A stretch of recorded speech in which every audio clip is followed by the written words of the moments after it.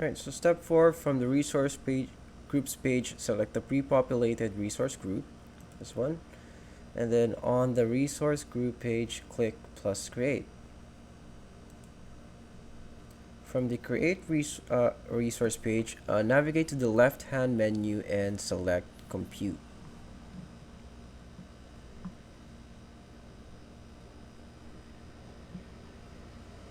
This one.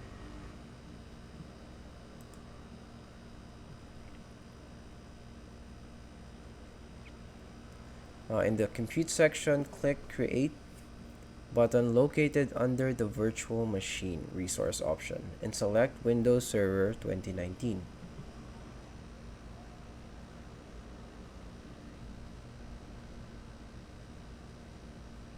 Great.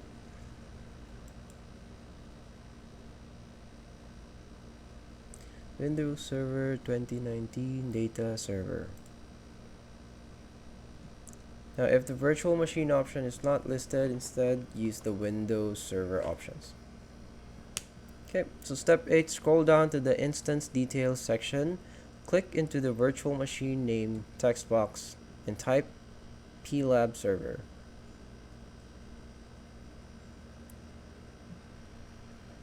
Instance detail, virtual machine name.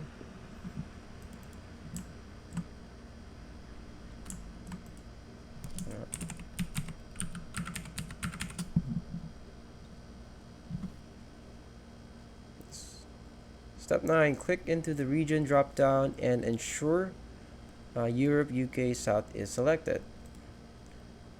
Right, Europe, UK, South. Now, the Azure platform may show an option to set an availability zone, which does not appear in the below screenshots. Please leave the options as the default zone 1 and continue to the page below the steps. Region.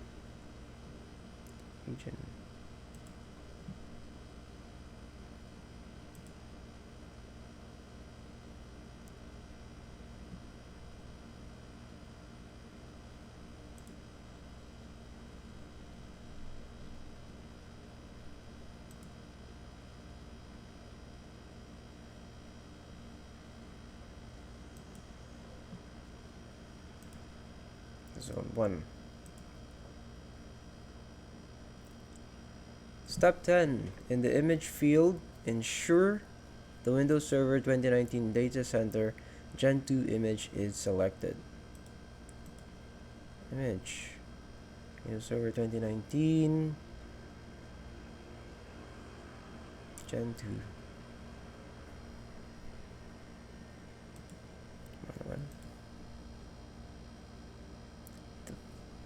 The version of Windows may differ from what is shown in the screenshots.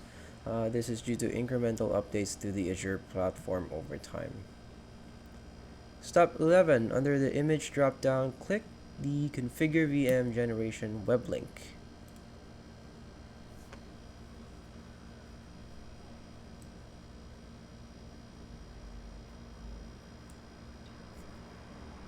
Configure VM Generation.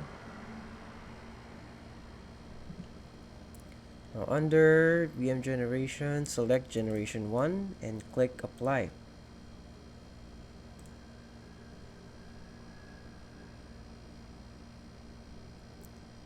Step 13, you will now be back at the Create a Virtual Machine web page. From the Administrator Account section, click into the username text box and type. Come on.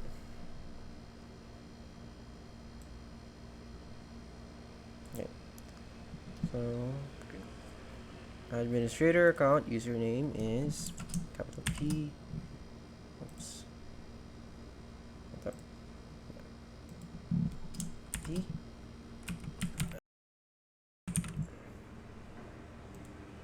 And then password is PASSW0RD.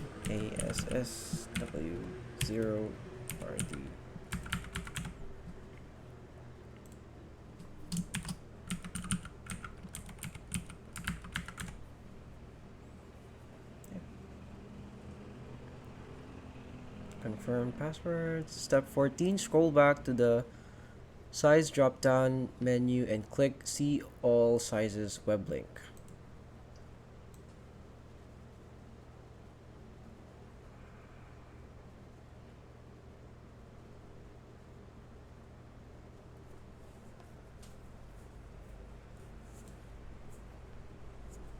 Saan yun?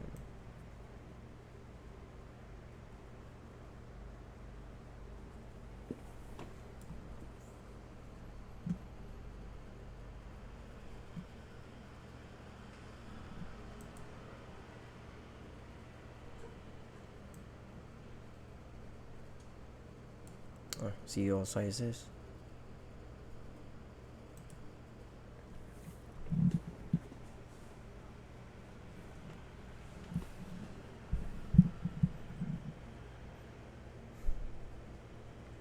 Now from the select a VM size page, ensure that A series version 2 A series version 2 and A series version 2 is selected. Click select. Now, due to restrictions on the Azure subscription used in the lab, only specific computing sizes will be used in this task. When creating a virtual machine, the correct computing resources need to be allocated to fit its purpose. Different computing sizes will incur different costs concerning the number of resources allocated to the virtual machine. Special care needs to be given to allocating computing resources to prevent accruing unnecessary costs for a company. Step 16, back on the Create a Virtual Machine page, scroll down to the bottom of the page and click Review plus Create.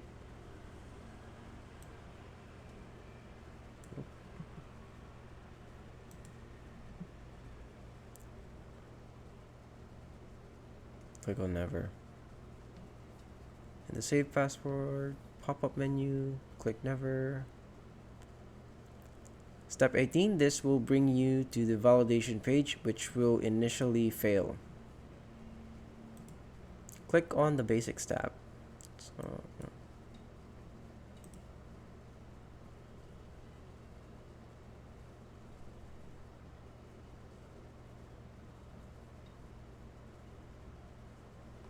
Step 19, once again, click the Review plus Create button. This will now allow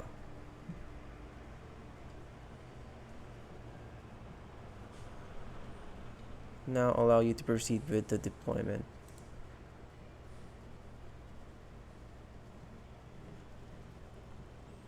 Step 20, from the Create a Virtual Machine window, click Create button.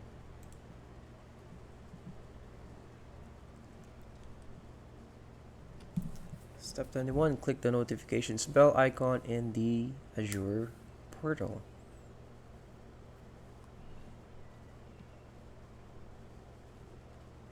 Deployment is in progress.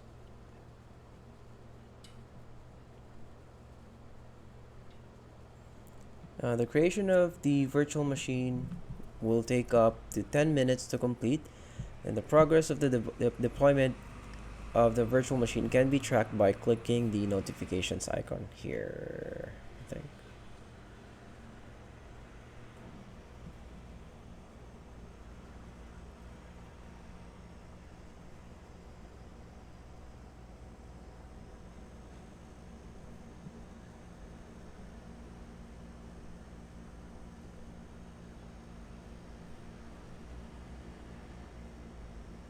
Let's just wait for the deployment to finish, and then we'll go ahead and start on step 22.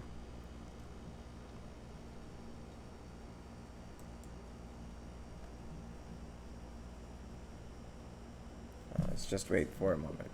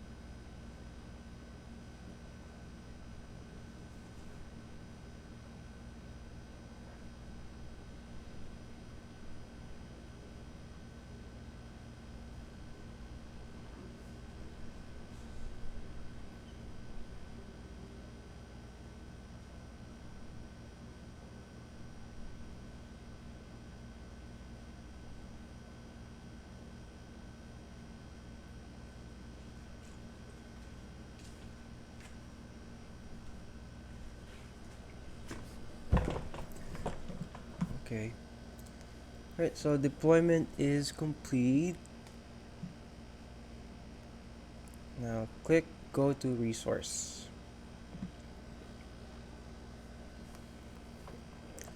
Step 23, in the PLAB server window, select networking.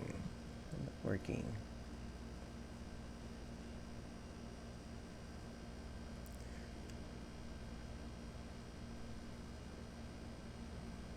This one?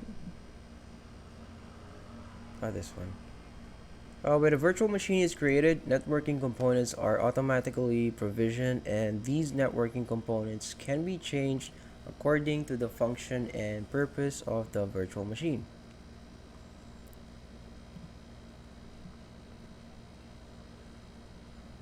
Select Connect in the PLAB server networking window.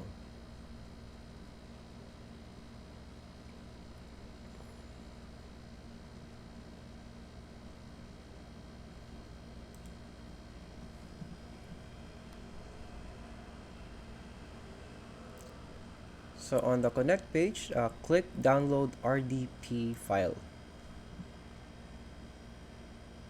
The Downloads pane will appear at the top of the screen and select Open File.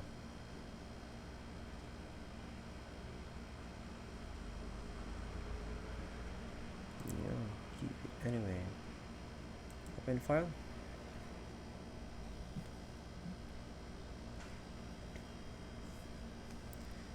In the remote desktop connection pop-up window, select Connect. Now you will be asked to enter your credentials, click More Choices, and use a different account.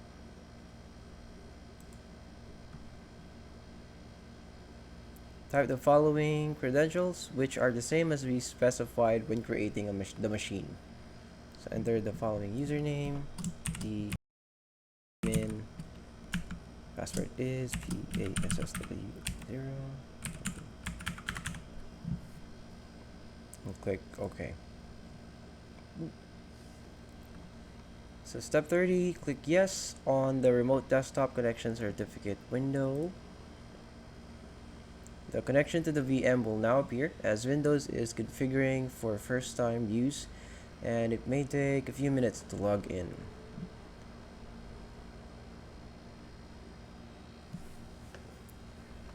Then after a few minutes, Windows will open to the desktop. It may also open Microsoft Edge window as it's part of the first time use process, although you may close these windows. Once you are ready, close the RDP window via the close icon on the blue bar at the top of the page. Let's just wait for this to load first.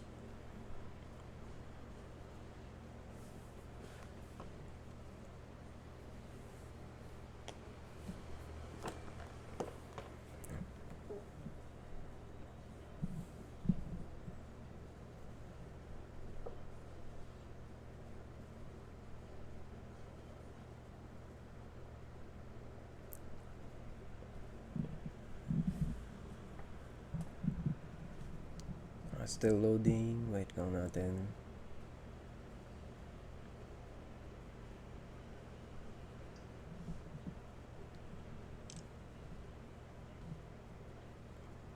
Yep.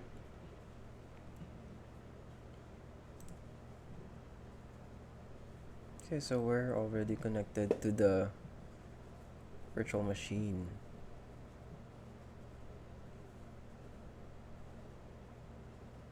Now if you close the window, it will return you to the PLAB server connect window. Let's wait for it muna.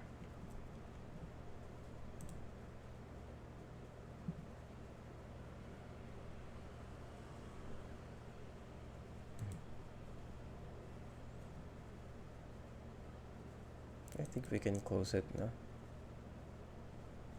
Yep. Okay, so once on the connect window, let's just keep this for our next task. Okay. Right, so let's start on task number 2, which is explore platform as a service or PaaS. Now, because Azure SQL database has a platform as a service model, you don't need to focus on the infrastructure or platform. Instead, you can focus on database administration and optimization activities critical for your organization. The AWS alternative of this tool is AWS SWL Server Database, and this task will create a simple SQL database and server in Microsoft Azure. So step one, make sure that we are still on the same page as before. The PLAB Win10 with the PLAB Server Connect page still displayed. Now click on the Microsoft Azure logo next to the search bar at the top of the page to navigate to the dashboard.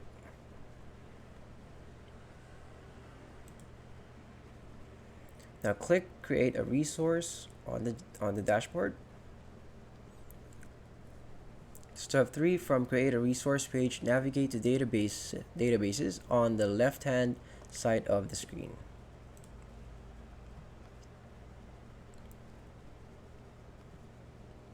Okay, step 4, click Create located under the SQL database here. Now the Create SQL database page will be displayed under the subscription section. Ensure that your resource group is selected in the drop-down list. This will be the same as your username. Okay, this one.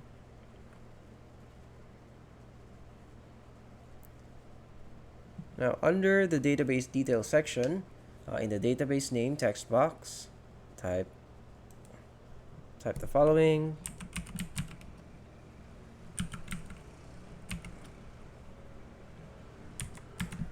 Okay, so PLAB SQL01. Step 7, under the server dropdown,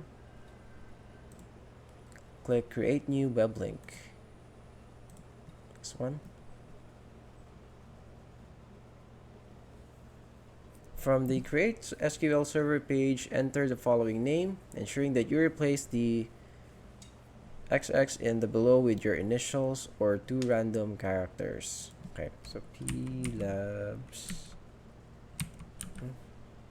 RV G.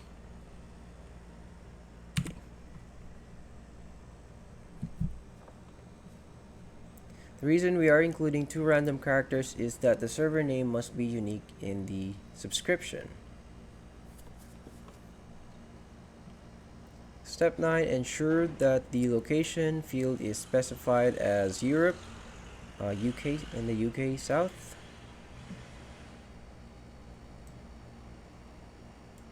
Europe. Oh my gosh.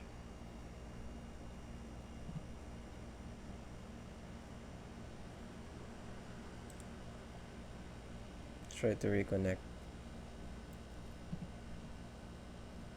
it. Okay, so Europe, UK South. Step 10, scroll down to the administrator account section and click into the username and type the following.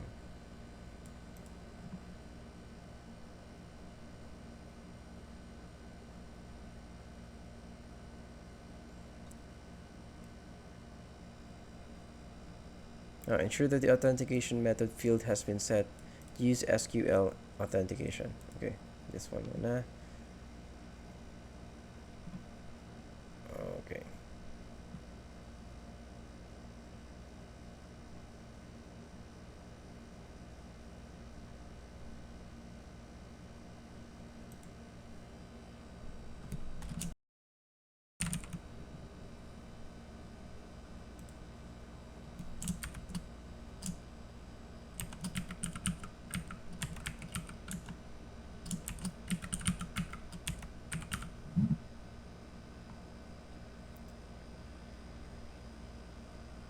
Click OK to proceed once all credentials have been added.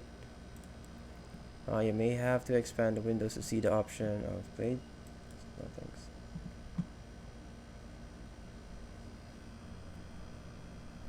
After a few seconds, Microsoft Edge will open the save password prompt and just click never. Step 12 from the Create SQL database page, click the Additional Settings tab.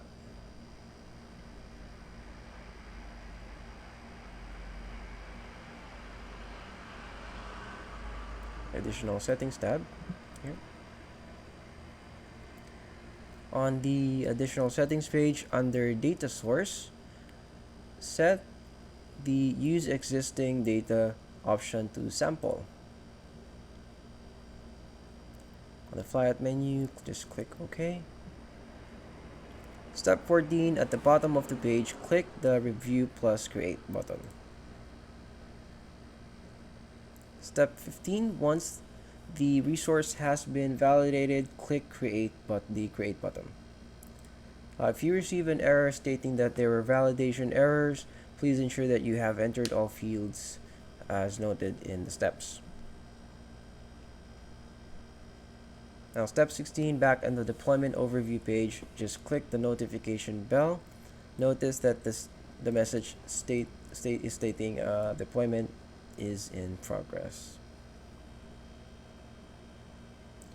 Okay, let's just wait again for the deployment to finish. But once the deployment is completed, we can just click Go to Resource for step 17.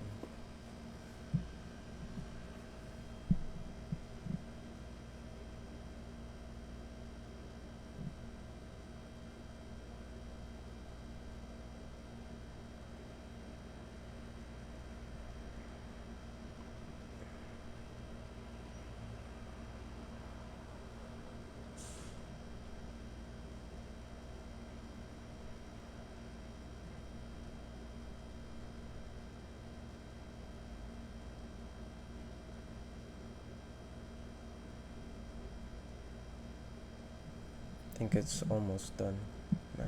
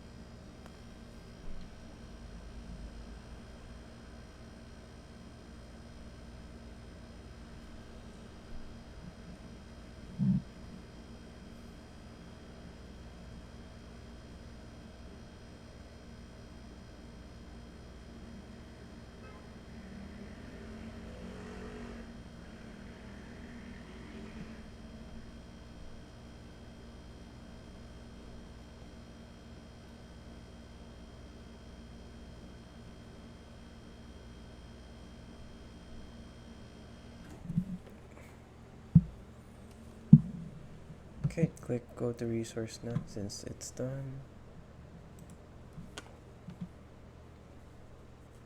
Now on the overview page, once it's shown from here, there are options to further configure the database and connect it to other resources. Let's proceed to the next exercise. So exercise number 2 is Advanced Cloud Services. Further to different service models, CSPs also offer different types of more advanced services. These emerging technologies aim to further assist users with multiple things from data aggregation and collection to fully managed serverless architectures, and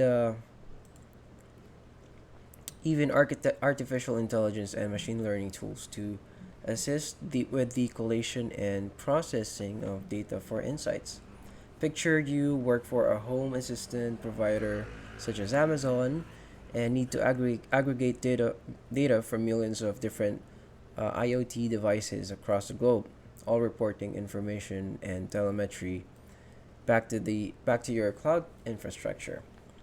Because of the sheer amount and volume of this data, it would be highly beneficial to implement artificial intelligence to help turn the data into usable metrics rather than manually process and sift through it. AI is used for this and many more applications in cloud environments and aims to provide users with insights and easily track user trends. AI can also process images and speech patterns to provide more and more insights, which cascades into more accurate reporting done by the intelligence. There is a differentiation between machine learning and AI here.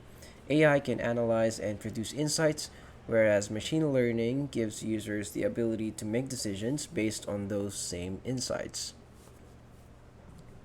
So, in this exercise, we will investigate some advanced and emerging technologies available in the cloud. So, task one, it's to explore cloud-based IoT resources. The term IoT stands for the Internet of Things. So, the Internet of Things allows a device to be accessible on the internet, such as a mobile device. IoT devices can communicate with each other and gather information that can be used for analysis. There are hundreds of different categories of devices covered under the IoT umbrella, such as wearable devices, smartwatches, cameras, climate control, connected and smart cars, and home assistants, such as Amazon's Alexa. Most modern IoT devices use cloud technologies to communicate and relay data to users. A home assistant, for example, feeds data back on user trends to a cloud location for the provider, which in turn is then used to further develop and improve the effectiveness of the assistant on a per user basis. Cloud technologies are better to implement here due to scalability. The sheer amount of data that a home assistant provider would have to process through all devices simultaneously is massive, which could be an issue if storing that data was done on physical hardware. So, in this task, we'll investigate the IoT Hub, a tool available in Azure that allows management and communication to any IoT devices. Alright, so step one is to ensure that we are still connected to our device in the Microsoft Azure portal, which is still displayed here. Step two is in the search field at the top of the page, type the following. So it's IoT. Now from the drop down menu, click the IoT Hub. This will open the IoT Hub tool, and at the top of the page, click plus create.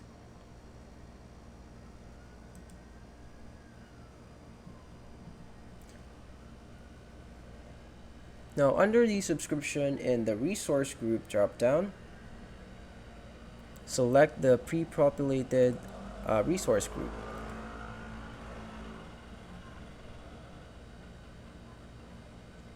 Step 5, under the instance details in the IoT Hub name field text box type the following. And replace the last two characters with random initials. Okay.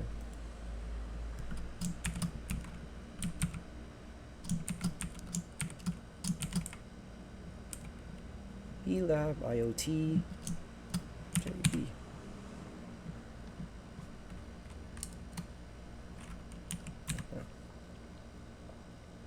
Ensure that the region is again in Europe, UK South.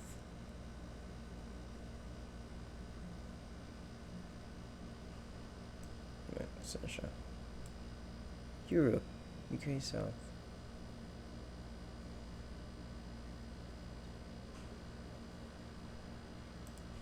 Oh, UK South lang pala. Okay, so at the bottom of the page, click Review plus Create. Now on the validation page, click the Create button. click on the notification to see an update on the progress of this deployment. Again, let's just allow up to 5 minutes for the deployment to complete.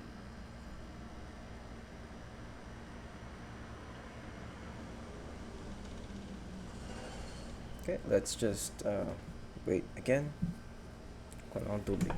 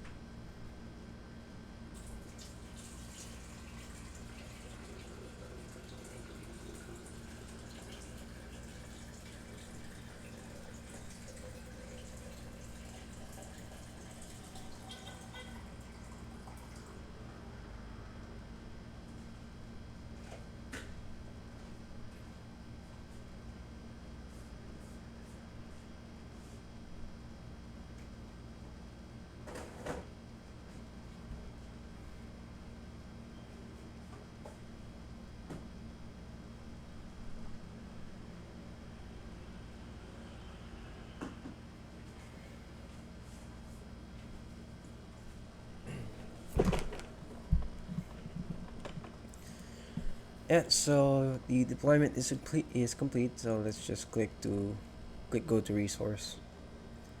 This will bring you back to the IoT Hub overview page, where we'll see the metrics regarding the IoT Hub usage. Notice you have the option to change the date from 1 hour to 30 days. In our case, as no IoT devices have been connected and configured, no data will be shown. So on the left hand side of the page, under device management, click devices. This devices page allows users to link IoT devices to the hub. Linking devices allows further management using the other hub tools. So once devices are linked, the IoT Hub provides options to roll out device updates, enables communication and data aggregation, as well as gives you a platform to manage connected IoT devices.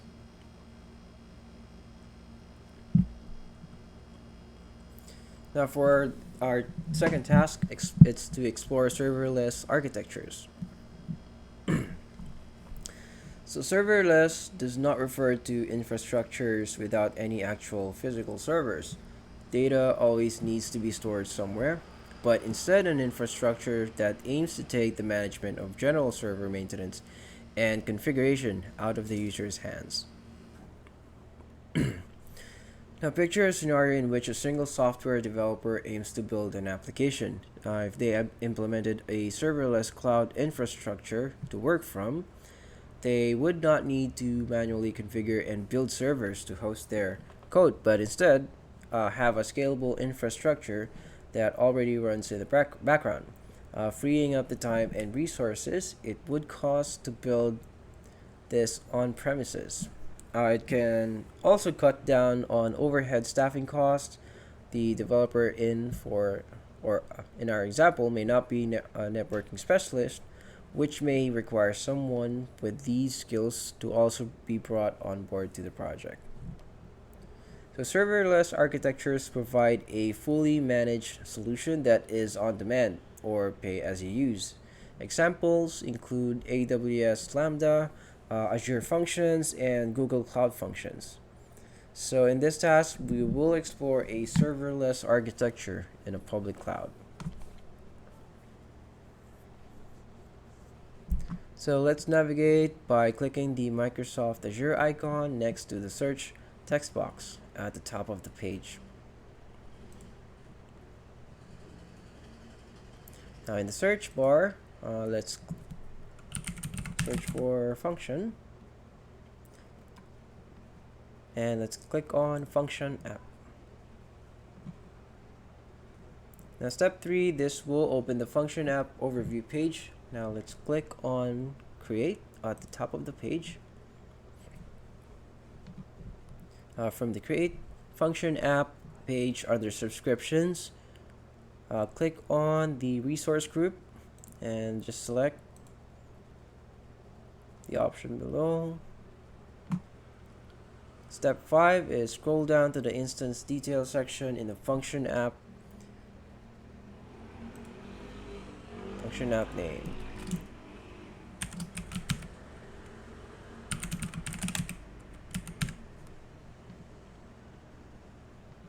Ensure that the publish option is set to code. This one. In the runtime stack field, ensure that the .NET has been selected. Click the version drop-down and select 6. Okay, just 6. And for region, let's select UK South.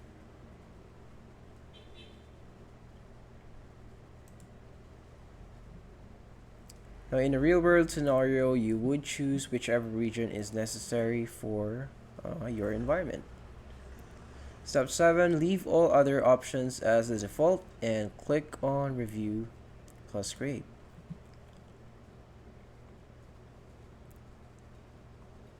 And click Create again.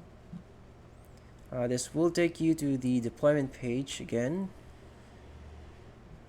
Now let's just wait for a minute for the deployment to be completed.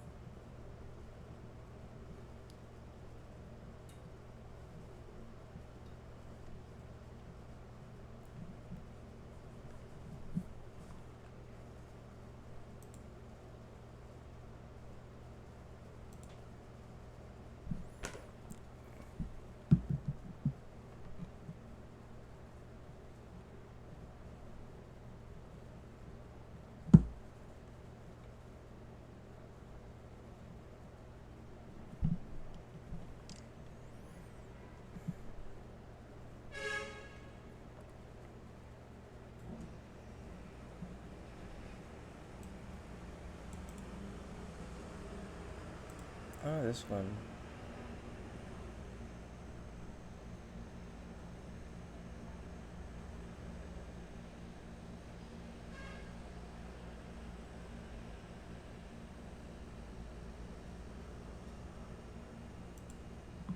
Step 10.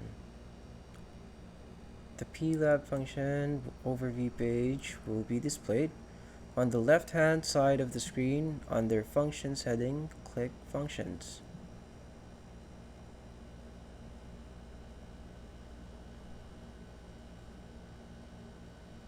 That's in it.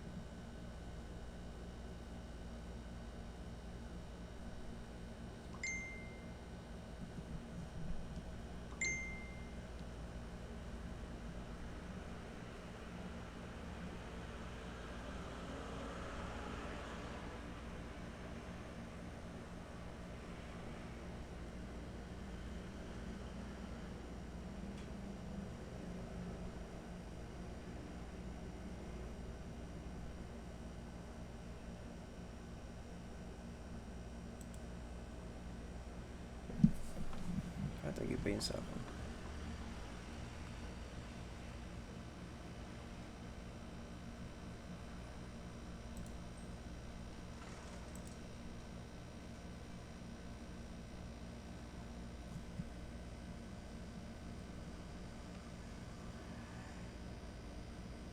functions. Okay. Click plus create again. On the create function page, you can select a specific programming language to create and develop functions utilizing a serverless architecture. There are different templates to select from, such as HTTP figure trigger. This is an example of serverless architecture, as there are no servers for you to manage directly. Everything is handled by Azure while still providing you with a safe environment to deploy different code functions. Just click close on the top right hand corner of the screen.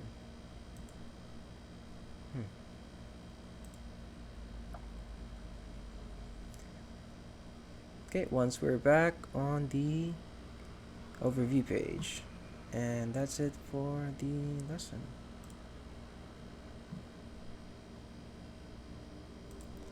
Alright, so overall, we've completed the different cloud service models. We discussed the cloud shared responsibility service models and advanced cloud services. And we're done.